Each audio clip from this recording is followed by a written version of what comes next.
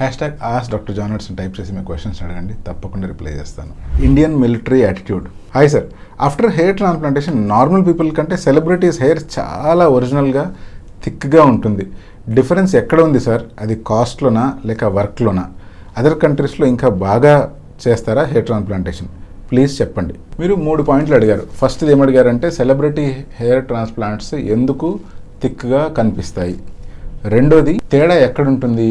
Cost ఎక్కువ ఉండడం వల్ల తేడా ఉంటుందా లేకపోతే వర్క్లో తేడా ఉంటుందా అని.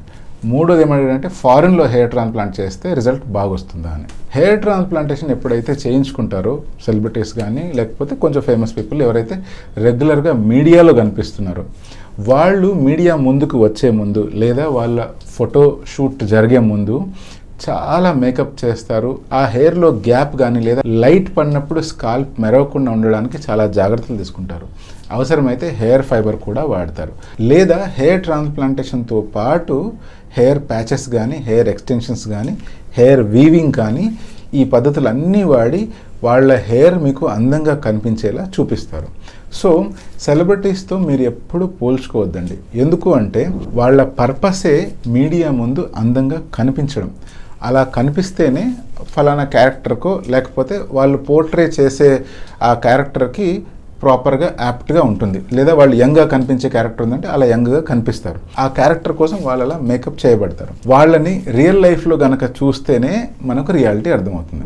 ఇప్పుడు రెండో దానికి వద్దాం. ఇప్పుడు హెయిర్ ట్రాన్స్ప్లాంటేషన్ రిజల్ట్స్ కాస్ట్లో ఏమైనా తేడా వస్తుందా వర్క్లో తేడా వస్తుందా అంటే హెయిర్ ట్రాన్స్ప్లాంటేషన్తో ఎప్పుడు తేడా వస్తున్నా వర్క్లోనే తేడా వస్తుంది. కాస్ట్లో ఎటువంటి తేడా రాదు. ఎందుకంటే ఏ హెయిర్ ట్రాన్స్ప్లాంట్ సర్జన్ అయినా సర్జరీ చేసేటప్పుడు మనసులో పెట్టుకునేది అంటే నాకు ఇచ్చిన ఈ టైంలో ఈ వ్యక్తి జీవితాన్ని మారుస్తున్నాను. ఇప్పుడు నేను ట్రాన్స్ప్లాంట్ చేసుకుంటే ఈ జుట్టు ఉన్నంత వరకు ఈ వ్యక్తి నన్ను గుర్తుపెట్టుకుంటాడు. సో హెయిర్ ట్రాన్స్ప్లాంట్ చేసే సర్జన్ ఎప్పుడైనా కూడా కాస్ట్ తక్కువ తీసుకున్నా ఎక్కువ తీసుకున్నా ఈ వ్యక్తి జీవితంలో మార్పు తీసుకురావాలి. నాకు ఇచ్చిన ఈ చిన్న టైంలో ఈ వ్యక్తి లైఫ్కి ఎంత వాల్యూ యాడ్ చేయగలిగితే అంత వాల్యూ యాడ్ చేయాలి అనే ఉద్దేశంతోనే ఉంటారు. కాబట్టి కాస్ట్ ప్రాబ్లం కాకపోవచ్చు, వర్క్లో ప్రాబ్లం ఉంటుంది. ఎవరైతే ఎక్కువ సార్లు సర్జరీస్ చేస్తారో ఎక్కువ ఒకే పనిని రిపీటెడ్గా చేస్తారో వాళ్ళకి చెయ్యి తిరుగుతుంది. వాళ్ళకి ఆ సర్జరీలో ఇంట్రికసెస్ తెలుస్తాయి. వాళ్ళకి హెయిర్ బాగా గ్రో కావాలంటే ఏం చేయాలి, హెయిర్ డ్యామేజ్ కాకుండా ఉండాలంటే ఏం చేయాలి, రిజల్ట్ బాగుండాలంటే ఏం చేయాలి, రిజల్ట్ న్యాచురల్గా ఉండాలంటే ఏం చేయాలి అనేటివన్నీ తెలుస్తాయి. ఇవి బుక్కుల్లో రాసి ఉండవు. సో మీరు చెప్పినట్లు వర్క్లోనే తేడా ఉంటుంది. మూడో పాయింట్ మీరు ఏమడిగారంటే ఇప్పుడు ఫారిన్లో ట్రాన్స్ప్లాంట్ చేస్తే రిజల్ట్ బాగా వస్తుందా అని అడిగారు. ట్రాన్స్ప్లాంటేషన్స్ అగైన్ నేను చెప్పే పాయింట్ ఏంటంటే ట్రాన్స్ప్లాంటేషన్ ఎక్కువ ఎక్కడ చేస్తే అక్కడనే రిజల్ట్ బాగా వస్తుంది. ఎందుకంటే చేసే ప్రతి ట్రాన్స్ప్లాంట్కి డాక్టర్ ఇంకొంచెం నేర్చుకుంటూ పోతాడు. ఇంకొన్ని కొత్త విషయాలు తెలుస్తూ ఉంటాయి. And at the same time ఇటువంటి కేసెస్ ప్రజెంట్ చేసి ఫర్దర్ డాక్టర్స్తో డిస్కస్ చేసే కొద్దీ ఇంకా దాన్ని అడ్వాన్స్ చేయొచ్చు. మనం ఆ టెక్నిక్ అడ్వాన్స్ అవుతుంది, రిజల్ట్ కూడా ఇంప్రూవ్ అవుతుంది. సో ఏ డాక్టర్ అయితే ఎక్కువ సర్జరీస్ చేస్తారో వాళ్ళ దగ్గర రిజల్ట్స్ బాగుంటాయి. ఫారిన్తో పోల్చుకుంటే మన ఇండియన్ పాపులేషన్లోనే డాక్టర్స్ ఎక్కువగా సర్జరీస్ చేస్తారు, ప్రత్యేకించి హెయిర్ ట్రాన్స్ప్లాంట్స్.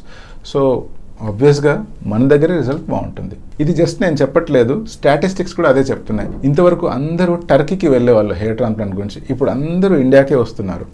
సో దీన్ని బట్టి మనం ఆలోచించుకోవచ్చు, మన దగ్గర హెయిర్ ట్రాన్స్ప్లాంట్ రిజల్ట్స్ బాగుంటాయి. This is doctor John signing of.